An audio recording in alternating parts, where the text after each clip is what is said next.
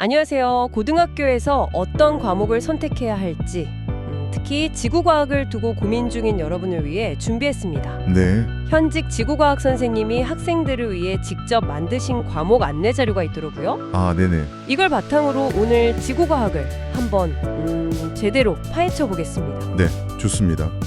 이 자료를 보면서 지구과학이 정확히 뭘 배우는지, 그리고 왜 이 과목을 선택하는 게 의미 있을 수 있는지, 네, 또 어떤 역량을 키워서 미래랑 연결될 수 있을지 알아보는 게 중요하겠죠. 맞아요.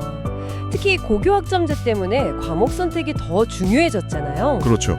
그래서 배우는 내용부터 추천 학생, 교과 역량, 관련 학과까지 좀 꼼꼼하게 짚어보는 게 좋을 것 같습니다. 좋습니다. 그럼 바로 시작해 보죠. 이 안내 자료에서 말하는 지구과학의 핵심 뭘까요? 지구과학은 기본적으로 우리를 둘러싼 환경 있잖아요. 기권, 수권, 지권, 네. 그리고 더 나아가서 우주까지. 이걸 다 탐구하는 학문인데요. 이 자료에서 좀 특별히 강조하는 점이 있어요. 어떤 점이죠? 단순히 지식을 외우는 걸 넘어서서 기후변화나 에너지 문제, 환경 오염, 자연재해 같은 거예요.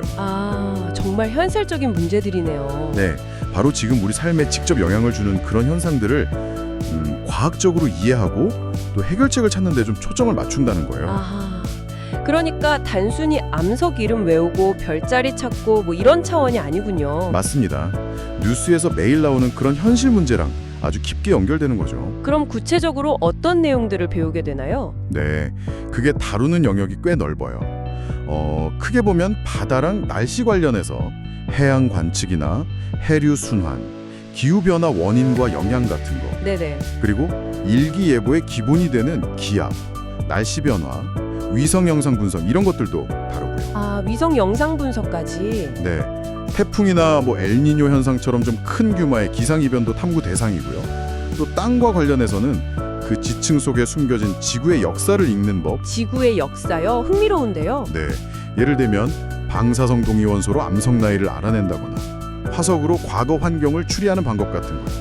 마그마 활동이나 퇴저암, 화성암, 변성암 같은 다양한 암석이 만들어지는 과정도 배우고요. 정말 다양하네요. 네, 그리고 이제 시야를 넓혀서 우주로 가면 일식, 월식 원리부터 태양계 행성 움직임, 별들의 종류나 일생 있잖아요.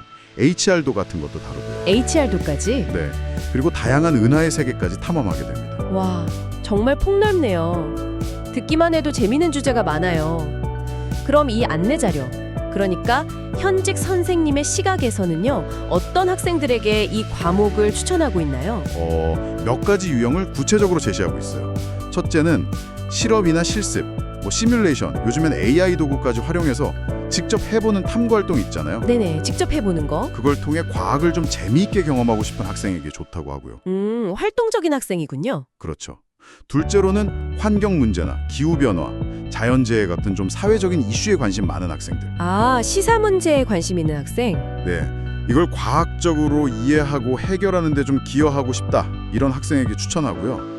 셋째는 당연히 자연과학이나 공학 쪽으로 진학 생각하는 학생들, 도움이 되겠죠. 네, 그렇죠. 그리고 마지막으로 좀 흥미로운 지점인데요. 다른 과학 과목에 비해서 상대적으로 진입 장벽이 좀 낮다고 해요. 진입 장벽이 낮다. 네, 그래서 과학 전반의 성적 균형을 맞추고 싶은 학생에게도 좋은 선택지가 될 수 있다, 이렇게 언급하고 있습니다. 그 낮은 진입 장벽이라는 말이 좀 귀에 꽂히네요. 쉽게 시작할 수 있지만 얻어가는 건 결코 가볍지 않다, 이런 느낌인데요. 네, 정확히 보셨어요. 접근성은 좋은데 또 깊이 있는 학습을 통해서 실질적인 역량을 키울 수 있다, 이걸 강조하는 것 같아요. 그럼 구체적으로 어떤 역량들을 키울 수 있다고 하나요? 소위 교과 세특에 적힐 만한 강점들이 궁금한데요. 네, 그 자료에서 명시한 핵심 역량, 그러니까 교과 세특에 담길 강점으로는요, 우선 문제 해결 능력, 그리고 다양한 지식을 연결하는 융합적 사고력, 융합적 사고력. 네, 또 배운 걸 현실에 적용하는 실생활 연계 능력, 그리고 주어진 정보에서 의미를 찾아내는 자료 해석 및 분석 능력. 자료 분석 중요하죠. 그렇죠. 특히 복잡한 데이터 분석하고 현실 문제 해결책 찾는 능력을 강조하고 있고요. 마지막으로 자기 생각을 나누고 다른 사람과 협력하는 토의 토론 및 의사소통 능력, 이런 것들을 꼽고 있습니다. 와, 정말 중요한 능력들이네요. 네, 이런 역량들은 사실 뭐 비단 과학 분야가 아니더라도 어떤 분야로 가든 다 중요하게 요구되는 것들이죠. 그렇군요. 접근성이 좋으면서도 이렇게 중요한 역량들을 키울 수 있다니 상당히 매력적인데요. 그럼 이 과목이 구체적으로 미래에 어떤 길로 이어질 수 있을까요? 관련 학과로는 어떤 분야들이 언급되었는지도 알려주시죠.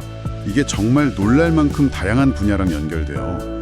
우선 직접적으로 관련된 자연계열, 뭐 지질학, 대기과학, 해양학, 천문학, 환경과학 이런 것들이 있고요. 그리고 공학 계열도 엄청 넓어요.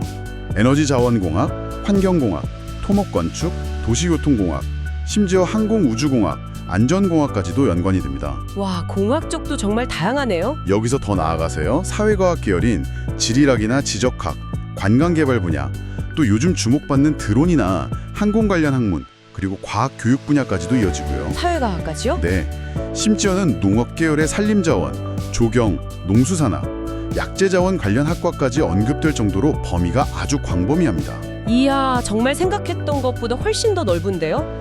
지구과학이 단순히 과학의 한 분야가 아니라 우리 일상과 사회 문제, 그리고 이렇게나 다양한 진로와 정말 밀접하게 연결되어 있네요. 맞아요. 날씨 예측부터 자원 관리, 도시 계획까지 정말 실용적인 학문이라는 생각이 듭니다. 네, 그렇죠. 지구과학을 통해서 세상을 분석하는 눈, 그리고 소통하는 능력을 기르면서 동시에 우리 시대의 중요한 문제들을 정면으로 마주할 수 있는 기회를 주는 과목이다. 이렇게 소개하고 있는 거죠. 세상을 넓게 보는 시야랑 깊이 있게 파고드는 탐구 능력, 이걸 동시에 키울 수 있는 셈입니다. 네, 오늘 지구과학에 대해 정말 깊이 알아봤습니다. 마지막으로 이 내용을 들으신 여러분이 스스로에게 한번 던져볼 만한 질문이 있다면 뭐가 있을까요? 이런 건 어떨까요? 암석 속에 기록된 그 수억 년 전 지구의 모습 있잖아요. 암석의 나이나 지질시대, 화석 같은 거. 거기서부터 우리가 앞으로 마주할 기후변화의 미래 시나리오까지 이 거대한 지구 시스템의 작동 원리를 이해하는 것이 그 안에서 살아가는 나 자신을 바라보는 관점을 어떻게 바꿀 수 있을지. 아, 관점의 변화군요. 네. 그리고 눈앞의 자연현상 너머에 숨겨진 그 과학적인 이유를 아는 것이 여러분이 세상을 이해하고 또 세상과 상호작용하는 방식에 어떤 새로운 의미를 더해줄 수 있을지 한번 고민해보는 것도 아주 흥미로운 탐구가 될 것 같습니다.